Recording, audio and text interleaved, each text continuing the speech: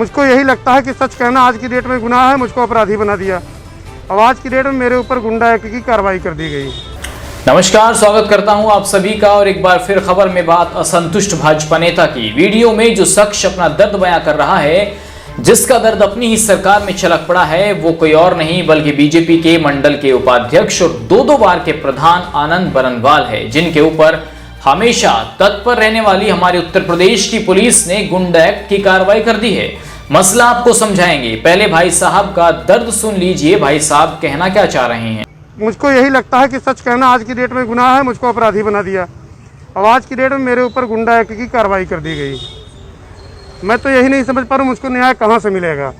मैंने इसके लिए माननीय योगी जी को, माननीय मोदी जी को, जिलाधिकारी महोदय को, कप्तान साहब को मैंने रजिस्टर्ड डाक द्वारा मैंने एप्लीकेशन दिया कि मेरे दुकान की सीसीटीवी फुटेज निकाल करके देख लिया जाए कि मैं घटना के समय कहाँ था।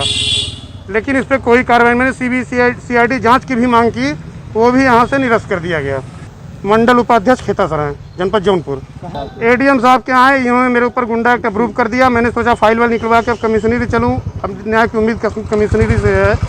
भाई अपनी पूरी कोशिश रही कि हमारे साथ न्याय हो जाए। दरअसल नेताजी गए तो थे समाज सेवा करने, पुलिस पर सवाल उठाने, प्रशासन को बेनकाब करने, लेकिन यहाँ तो सब नेताजी पर उल्टा ही पड़ गया।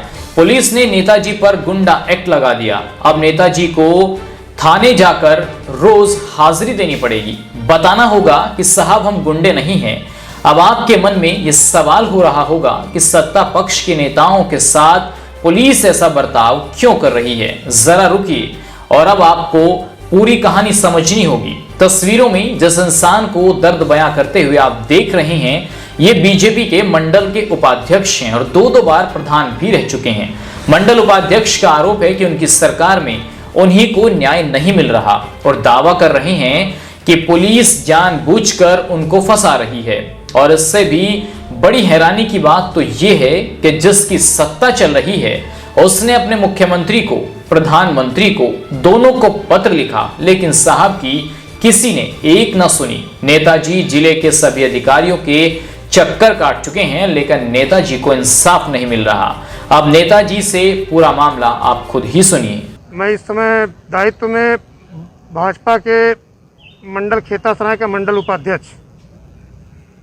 मैं 2 कार्यकाल लगभग 10 सालों से प्रधान रहा और 2016 में मुहर्रम के झगड़े में उस समय तत्कालीन एसओ वीरेंद्र सोनकर, मेरे गांव में कुछ झगड़ा हुआ, तत्कालीन प्रधान सैयद गोरारी को उन्होंने मुझको फ़ोन किया कि भैया कुछ परेशानी है, आ जाइए। मैं गया वहाँ पे, उस झगड़े को ख़त्म कराया।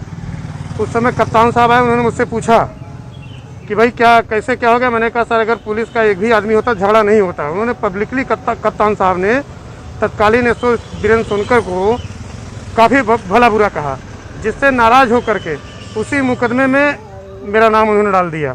और ये घटना बीती नहीं थी कि 2017 में 14 अप्रैल को अम्बेडकर जयंती में मेरी दुकान मेरे गांव से लगभग 3 किलोमीटर दूर खेतासराय में थी। मैं अपनी दुकान पर था। मुझको सूचना मिली कि दलितों में और मुसलमानों में संघर्ष हो गया है। मैं इसकी सूचना कप्तान साहब को देता हूं। कप्तान साहब ने कहा कि मौके पर चले जाइए। मैं उस समय एसआई महेंद्र यादव और हरेंद्र यादव कांस्टेबल को लेकर के मैं मौके पहुंचा और उसको सुलझाने का प्रयास किया, लेकिन वो तत्कालीन एसओ मिथिलेश मिश्रा और वही ड्यूटी में आए थे वीरेंद्र सोनकर, इन लोगों ने मेरा नाम ही घसीट के मुझको जेल भेज दिया। पार्टी में तो मुझसे कहा जाता है कि ठीक मैं बात कर रहा हूं, अगर ऐसा जो मैंने कहा निष्पक्ष जांच करा लीजिए, अगर मैं दोषी हूं तो मुझको फांसी चढ़ा दिया जाए। ये हमारे यहाँ विजय प्रताप सिंह तत्कालीन थानाध्यक्ष, इन्होंने प्रेषित किया मेरा नाम, जो मैंने अपने फाइल में देखा। उसके बाद एडीएम साहब के यहाँ से मेरे ऊपर अप्रूव कर दिया गया, जबकि जो वादी मुकदमा मेरा प्रतिपक्ष है उसने लिख के दिया कि उस मामले में ये नहीं थे। उस किसी भी मामले में उसने बाकायदे हलफनामे में दिया है कि इसमें इनका कोई रोल नहीं था उस झगड़े में, दोनों में। इसके बाद ही मेरे ऊपर गुंडा एक्ट अप्रूव कर दिया गया।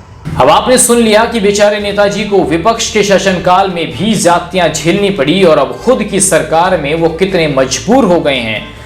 अब हम तो यही कहेंगे कि साहब नेतागिरी छोड़िए, सत्ता का घमंड छोड़िए, उसमें मत रहिए, बचाइए तो खुद को और अपने परिवार को, क्योंकि राजनीति है, बात बन जाए तो आसमान तक और बात ना बने तो फिर तस्वीरें आपके सामने हैं।